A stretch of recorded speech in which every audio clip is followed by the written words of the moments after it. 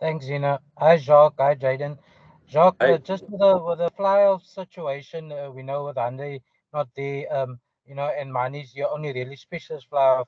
Did you consider maybe giving Damien Willems a start at fly-off this time around, seeing that Mani has played most of the games this year? yeah, no, we went with Mani this weekend, Ashfaq, and so Damien is on the bench.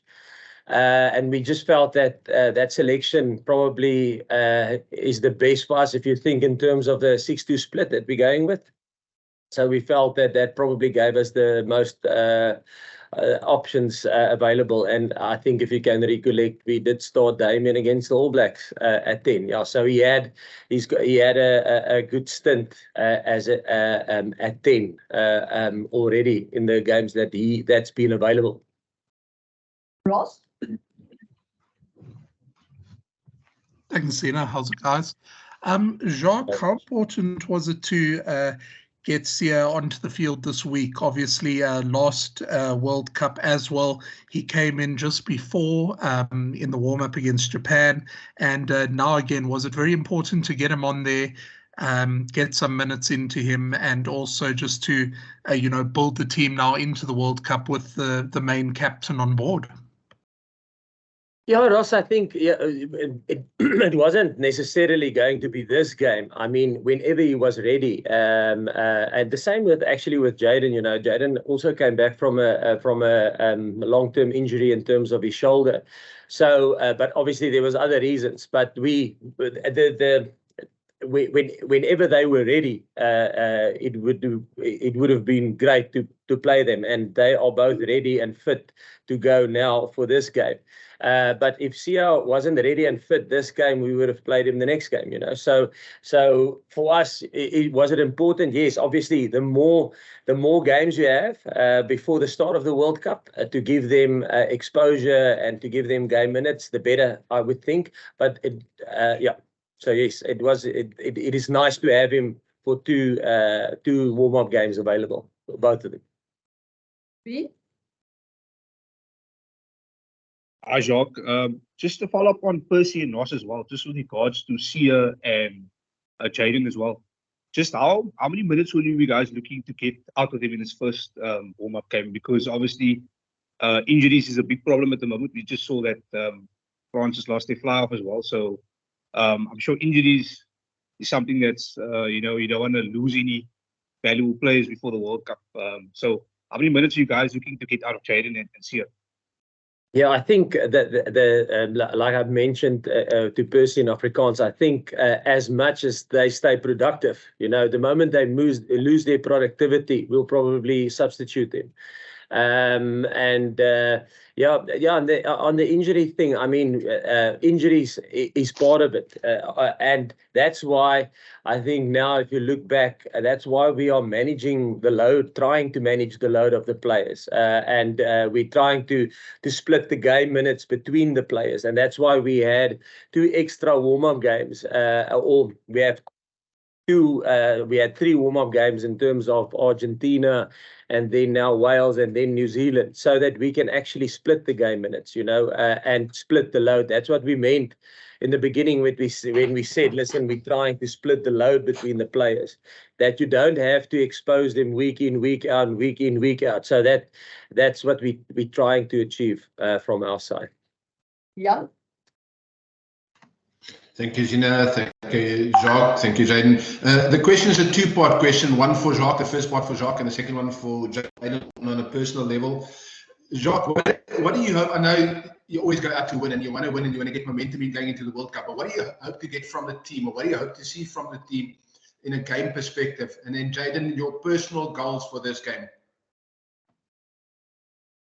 Yes, I think in terms of what we would like to see from the team is probably it would be nice to get some momentum going into the World Cup. So in terms of that and momentum, obviously winning a test match will be awesome for us, because that builds nice momentum and confidence. But building in all our different departments in the stuff that we're trying to get right and get confidence in before we go to the World Cup. So I would say that would be our ultimate goal in terms of this test match. Yeah, by my side, I just want to go out there and enjoy it. It's my first time back playing now. I'm just super excited that I can get the opportunity to play for the Springboks again. So yeah, just going out there and enjoying myself and giving my all. Morgan? Thanks, Zina. Hi, Jacques. Hi, Jaden. Jacques, from a team perspective, what does it mean to have Sia back on the field this week? He's obviously been with you guys training for a while. He seems to be in very high spirits. So what does it mean for you guys as a team? And Jaden, if you can chip in as well, it would be great. Yeah, in terms of, obviously it's always nice to get a player, experienced player like Sia back, and obviously he's our captain, and he over the last 6 years that we've been involved with the team. So yeah, it's always nice to get a guy back with experience and the leader, and he always brings a lekker vibe. So yeah, no, looking forward to having him back. It's awesome having him back in the build up and in the training sessions. And like you said, he's been part of the team now for quite some time. So I think it's not like he was out. You know, he did his rehab with us, and he was the majority of the time with us. Although he did his own program and his own rehab stuff on the side, he was part of the meetings. He was part of the team sessions. So although he's only returning back now onto the field, he's been part of the team actually from the start, yes. But it's nice to get to have him back and have him playing again, because he's worked hard and he really deserves that, you know. So yeah. Yeah.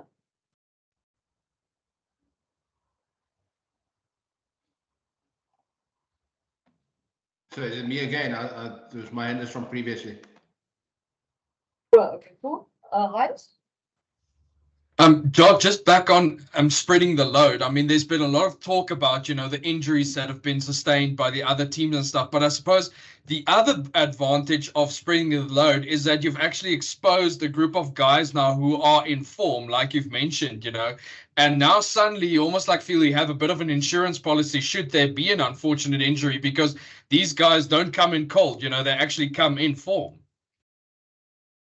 Yeah, I think you're 100% right. That was the idea behind it. And like I mentioned the other day, I mean, if we probably don't win the World Cup, people will say it wasn't a good plan. But we feel when we planned it and as a group, with all the specialists that we have around us and the high performance people around us, we felt that is the best way. We always said it's. We think this World Cup will be to defend this World Cup will take a squad performance, and you want players that are in form, that have been exposed to Test match rugby, that have been battle hardened. You know, like what we will get this weekend when we play against Wales. It's going to be a nice physical battle.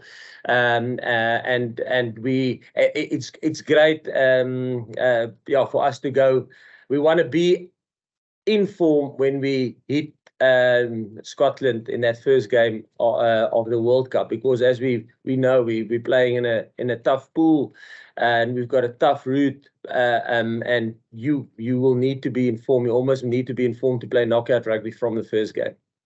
We'll take 2 more questions online and then go to the floor. And if there is time, the rest of the hands that are up will come back to you. So we'll take Kaniso first and then Gray.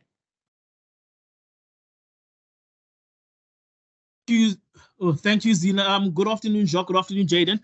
Jacques, just take us through your happiness in having Sia back. I mean, I did ask Dan yesterday about the attritional nature of these warm-up games and what we saw in the weekend with England and France having players, key players up. But just take us through how happy you are to have Sia back firstly, and just your trepidation with regards to approaching these matches with the high rate of injuries we've seen over the past 2 weeks. No, like I mentioned, I think the answer will be Kaniso. It will be the same. Listen, it's nice to have him back. He's worked hard. He deserves to be back. And we actually had a long build-up, and the amount of effort and sacrifice that Sia put in to be ready now. This is probably a reward for him to be ready now and to get opportunity to play. And it's nice for the team to obviously have him back, because he's been an integral part of this team for over the last 6 years that we've been together. And yeah, it will be nice to give him some game exposure, hopefully over the next couple of games, to make sure that he's battle hardened and ready and sharp when we go into the World Cup and into that game against Scotland. Jacques, hi. Thanks, Zina. Hi there. Just also with your physio cap on, Jacques, 115 days between the injury to Sia and being back on the field in a match. I mean, would this have been possible, 15 yeyears ago? I mean, it's testament to his own hard work, but I guess it's testament to medical science and things like that too, as well. Yes, I think I do. Yeah, my physio hat is old school physio hat. I think a lot of things have changed, and that's probably the beauty of the medical world and the science and how specialized the support staff of our team and of the other teams have become, is and the amount of effort and how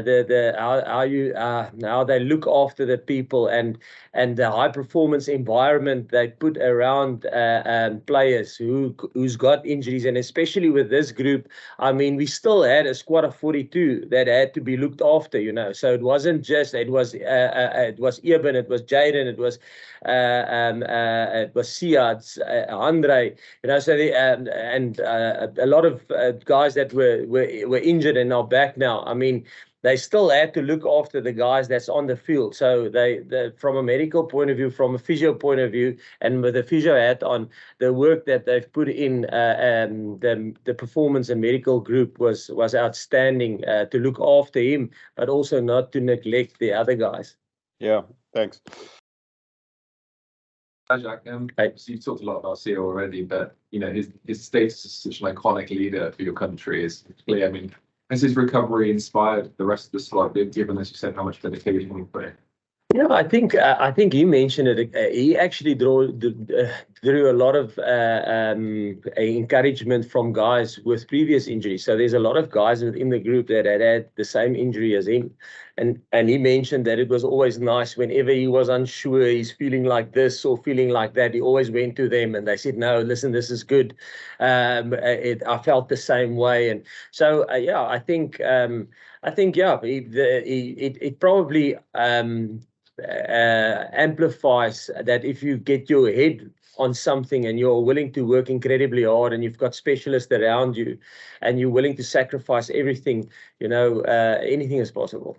Can you just give us some insight to what he's actually had to go through to get through this? Has it been sort of round the clock physio sessions? Just give us a flavour of what he's going to do. Yeah, I think not just that. It's the whole holistic approach, So obviously there's in the beginning, obviously had the operation, the procedure must have been spot on, obviously from the surgeon who did the operation. I mean, it had to be a spot on, neat, tidy operation.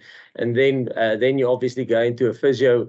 Probably the physio's having more of you in terms of getting range of movement back and getting the inflammation down after post-surgery. And then to get the full range of movement pain-free, and then it probably transitions over into the performance team. And from nutrition straight to the strength and conditioning guys, the rehab guys, the physios. So the doctor, the sports physician, then the specialist. It's a holistic approach. So yeah, that's what he went through. And you can only push as hard as you recover. So when he pushed, obviously they had to make sure that the recovery was up to standard. So the soft tissue specialist that we have within our group, so everybody had this. It was a full-on medical team performance, I would say. Was there any other doubt in your mind, or were you always confident that he was going to come back? Whenever there's rehab or injuries, you are never 100% sure.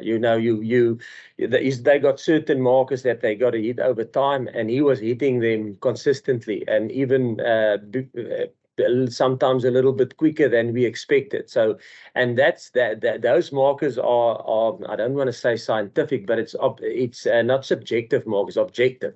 So does he have full range of movement? Does he have full knee extension? Does he have this? Does he have that? And the moment they hit all those markers, then they can progress to the next stage. So in the beginning, you're not sure. Setback can come like this, and then you have to pull back a bit, and you have to wait until it settles down, and then you can push again. So I think I don't think he had one setback in all the markers that he's made. Question over here.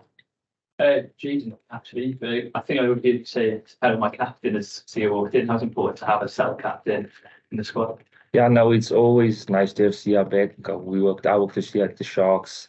He's just a good leader, good player, motivates us well, speaks to me well, gives me advice on certain things. So yeah, it's always been good to have Sia back.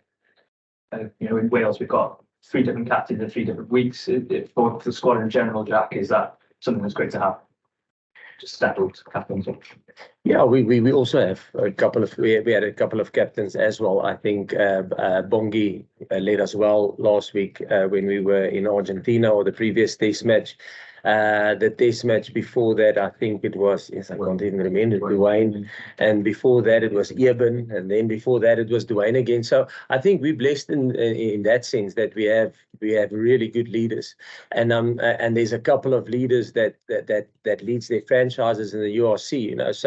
So we are fortunate in that position that we have really good leaders. But Sia has always, from the start, we said, listen, he is our World Cup captain until he's ruled out. So from the start, we knew we will have interim captains, but he was announced within the group as the World Cup captain until he is excluded of the World Cup if his rehab didn't go according to plan. It's Wales' final warm-up match. Have you caught any of the games, and what have you made of them, and what are you expecting on Saturday? Yes, we watch all of their games. No, they obviously there's been a personnel change, some personnel change from the Six Nations, and I think if you look at Warren, I think he's backing a lot more. I can't say youngsters, but I mean there's younger players coming through, and there's some older players, especially I would say in the forwards. I don't want to generalize, but I think you guys will know what I mean in terms of the locks, in terms of the loose trio. But if you look at the back line and on those young players, not young players, the younger guys that's stepping in now for the Tipricks and those boys, they are tough. I think the captain, I said the other day, he's almost like a praying mantis over a ball. I think he was leading the stats for poachers in the URC. So obviously they're quality rugby players, and you can see the energy within them. Not that they didn't have, but yes, they were always. I think if you look at statistically the test matches between South Africa and Wales, I think it's 21-19. I think there's 2 or 3 points between the test matches since we've been back from Munster in 2018, myself and Rassie. So I think it's always been a tight affair, and what do we expect from them? Exactly that. We expect it's going to be a grind. They if you look at what they did with England, in terms it was a grind there. So yeah, that's what we expect. It's going to be a proper test match for us, which is awesome. Jacques, ahead of 29, obviously you won the World Cup, but maybe the preparation wasn't as you would have liked it. Do you feel like this is a stronger squad going in for the title defense? I definitely think we have more depth than we had in 2019, and obviously we only started in 2018. So we tried to build as much depth as you can, but you wanted to get test caps into players. You want to get players exposure to our style of coaching and the environment. So we didn't probably have the luxury that we had over this last couple of years, where we could rotate the squad, in which we've done frequently. I mean, we made 11 changes to this team. I don't think going forward you will see 11, 12 changes again going forward. There will be changes, but maybe 4 or 5 changes. But it won't be in some games. I think in the Bloemfontein game against Wales, the one that they beat us there in South Africa, I think we made 18 or 19 changes from the one week to the other week. And the reason for that is we wanted to create as much squad depth as possible. Again, we felt that we had that luxury. Obviously, sometimes you do take risk and performance can suffer due to the fact that you change combinations the whole time. And you put the squad under pressure in terms of that. But we felt it was good pressure. They had to build combinations with each other the whole time. So yeah, I think in terms of that, we have got better squad. We have better squad depth than we had in 2019. I was just wondering, you mentioned 2019 several times as a quite close semi-final in that Wales and South Africa. Are you expecting if that can happen again? Definitely. I think if you look at the games, it was like even if you take that from that semi-final onwards, if you take the test match we played in Pretoria, we had to really fight hard to get back into that game, and then we snuck it at the end.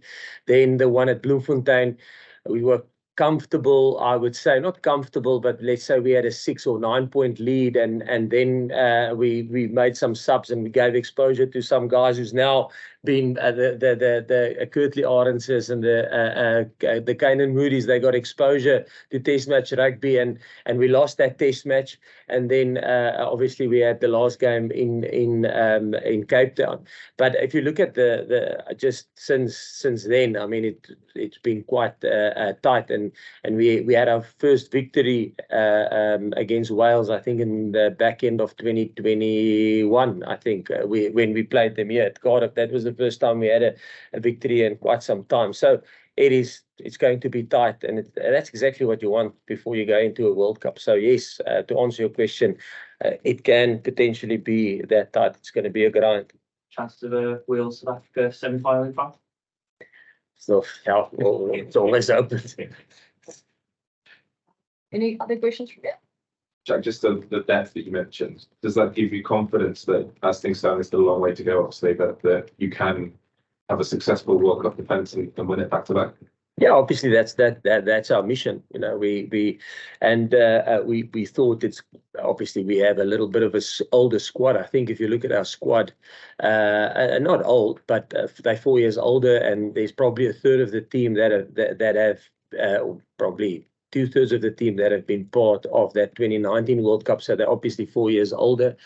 And we always say what you lose with the experienced squad is you lose a little bit of agility and speed and availability of older players. But you get calm heads, you get experience, you get good leaders, like we've mentioned. So there's things that you gain and things that you lose. So I think for us to get backup players that have been exposed to rugby, that have had good performance for us was obviously the route we decided to go after the 2019 World Cup. And yeah. Can we take a few questions online? You want to ask another? I was just going to ask for Jaden. Yeah, go. Obviously, four scrum-halves, that's key example of that, isn't it? The squad depth, please up, yeah. Oh no, yeah, it's always good to have competition. It brings out the best out of you. So for me, it's just going out there and enjoying myself. I'm just doing my job and enjoying it. So yeah. Do you see that as added pressure, there being so much competition? How do you sort of avoid trying to be an individual and try and prove a point to your coach? Not actually, it doesn't actually, it just brings out the best of you. So for me, it's just going out there, nailing my job and also having fun. And it doesn't bring added pressure. It's just bringing the best out of you as a person and as a player. Perfect. Guys, we can take questions from online and then we'll wrap it up. So let's go to Ashfaq. Thanks, Zina. Just a quick one for Jacques and Jaden. Jacques, just your selection at lock with the two Munster guys, and then the two wings are also quite interesting. And then Jaden, obviously it's been a tough couple of months for you with the passing of your dad. How do you feel at the moment in terms of that? And do you feel it's almost like you want to play for him also now in this World Cup? We're gonna go first. Yeah, goes right. Okay, so in terms of the locks, yeah, I think Ashfaq, it's literally spreading the load. I think if you look at the game minutes, a guy like RG, he's played the least minutes of our locks. So again, it's nice giving him a start before the World Cup and him getting some proper, hopefully good minutes under his belt before we go into the World Cup. So that's the lock selection that we went with there. It's literally spreading the load, and the same with the wings. You know, it's just spreading the load as much as we can. Mapimpi played last weekend, and Kainan gets another opportunity this weekend. So yeah, it's literally spreading the load.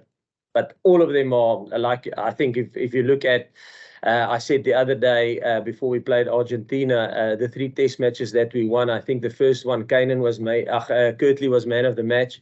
Then the second one that we played against Argentina, I think Cheslin was man of the match. And then the Argentina game that we played in Buenos Aires, Kainan was man of the match. So I think if you look at our wingers, they are all in form and they can produce and play for us. So yeah, it's just literally giving everybody an opportunity and to try and spread the load as much as we can up to so that we can peak when we go into the World Cup in that Scottish Test match. Yeah, no, for me, it's been a tough couple of months. So, but for me, the main thing now is just to get into the field and play and just do what I love. So, yep, just coming back and enjoying myself. So, yeah. Ati? Thanks, my question is for Jaden. Jaden, in terms of you and Grant, just how is your relationship between the two of you guys? And also, again, in terms of that game management, you starting the game and him just coming to accelerate in the second half. How is that working out for you?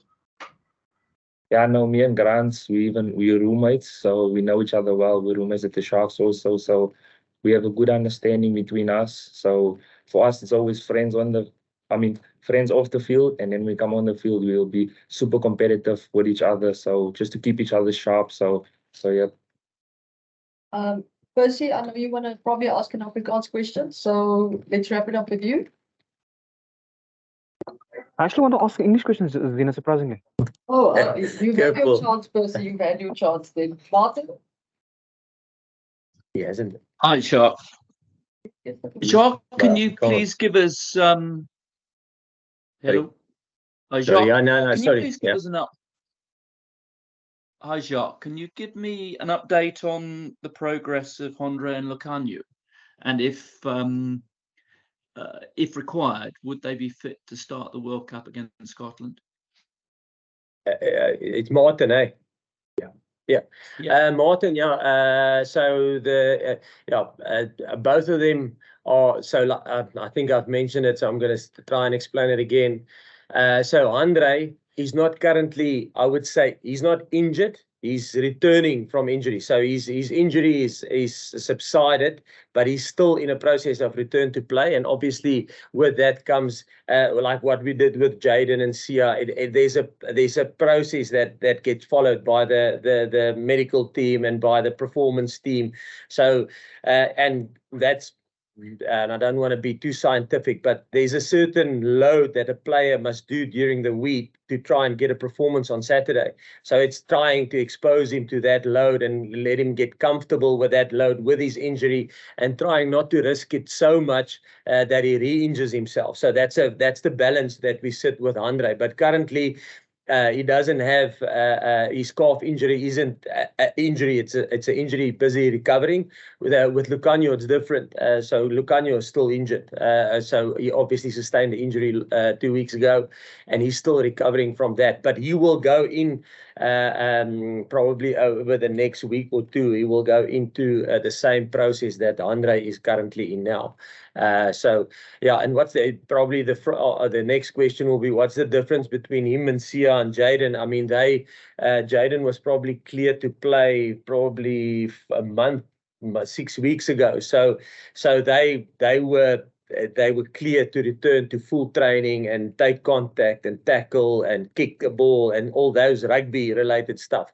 Where the other guys are, like a guy like Andre, is still busy with that return to full contact, return to